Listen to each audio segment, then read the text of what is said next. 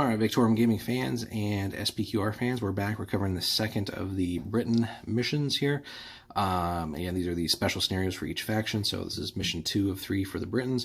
So this one's called Wrath of the Britons. As every Briton knew, a lightning-fast attack spearheaded by bloodthirsty and brave warriors was the key to victory. By massing in one location and then flinging themselves at the enemy, a tribe might be able to overwhelm the enemy before they knew a major attack had started. So as you can see here, you got your Briton and Defender zones. It does seem like the Briton zone is a little bit bigger, but 12 or 24 inches total separating the two sides here.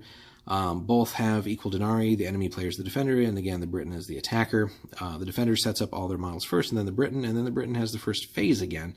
So again, really, these Briton missions so far are strongly favoring the Britons. The Athenians were like a little bit milder, but here the Briton missions are definitely like full-on geared for the Briton player.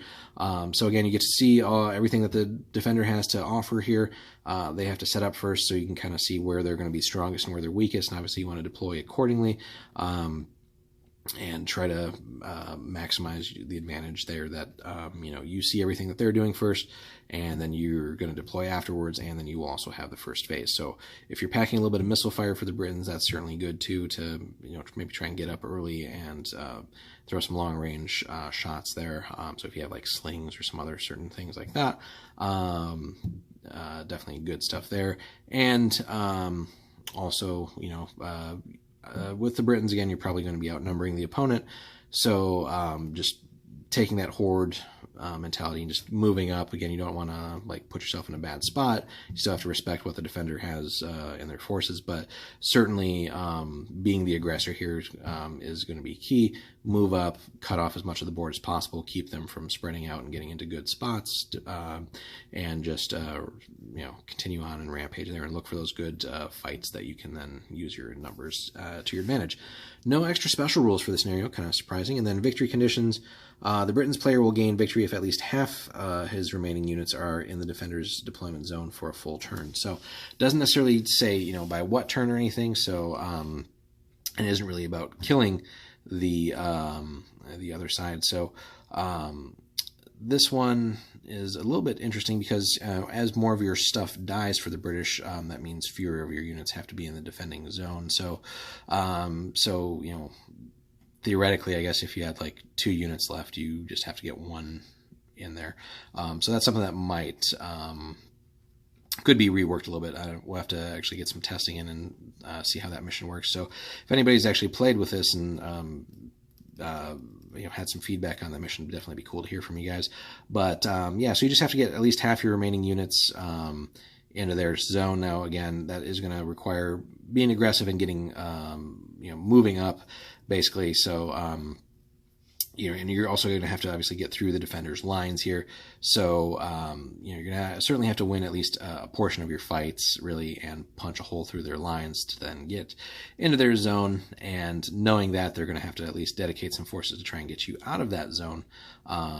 Because again, it doesn't really matter who kills what. It's really just about you getting guys into their zone. Now, presumably then, if that can't be done, then the defender wins. But they don't put a hard turn cap or anything on this. So obviously, if both sides get wiped out, or what side gets wiped out, obviously that victory should go to the other side there. But so it's kind of like another sort of kill them all type of mission, except it really isn't. It's more like take and hold. You got to get to their deployment zone. But certainly killing off chunks of the defender's army makes it that much easier for you. And if you maybe focus on more of a flank attack here and wipe them out on that flank, so some of your harder hitting, faster stuff, so like the chariots and things with the British, and getting in there, smashing a flank, and then moving up some of your other units behind that. So again, you don't really care about your chariots necessarily dying or anything like that, but you want to rampage as much as possible with them, kill off things, and then tie up the enemy units that might otherwise go to help out with those, so then that you can then bring in some of your other units behind that and start sort of occupying the defending deployment zone. But definitely a pretty interesting mission. No other special rules, like we said. Again, the Britons do have a little bit of that advantage. They see everything that you're going to do deployment-wise, and then they get to go first. But, a smart and strong defender here can definitely make things difficult for the Britons. They're not necessarily required to leave their defending zone. There's no real benefit to it unless the terrain really would dictate otherwise, but you can sit back in your defending zone, and if you brought a whole bunch of missile troops, that can definitely be rough for some of the lighter armed or armored British troops as they come in. So it's another one of those where you're gonna have to weather the storm basically, and then the Brits are not an army that is gonna deal well with like attrition. So if you got Romans sort of sitting defensively, and or any other army that's just really good defensively, but also can definitely dish out the punishment at the same time. It's going to be a little bit rough. So there's no, again, other bonuses for you as the British player.